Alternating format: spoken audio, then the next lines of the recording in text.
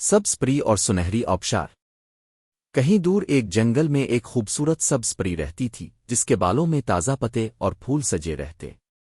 وہ جنگل کے ہر پودے اور جانور کی دوست تھی۔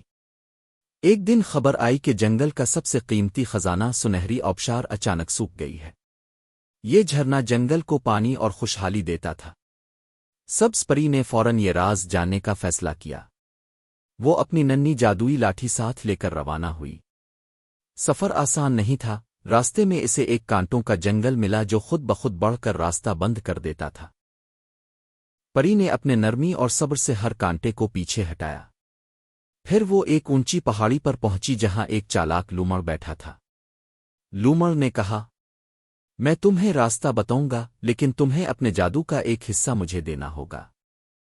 پری کو لالچ میں آنا آسان تھا مگر وہ جانتی تھی کہ جادو سب کی بھلائی کے لیے ہے، ذاتی فائدے کے لیے نہیں۔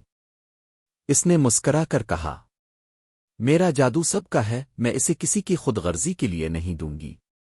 لومڑ کو شرم آئی اور اس نے پری کو راستہ بتا دیا۔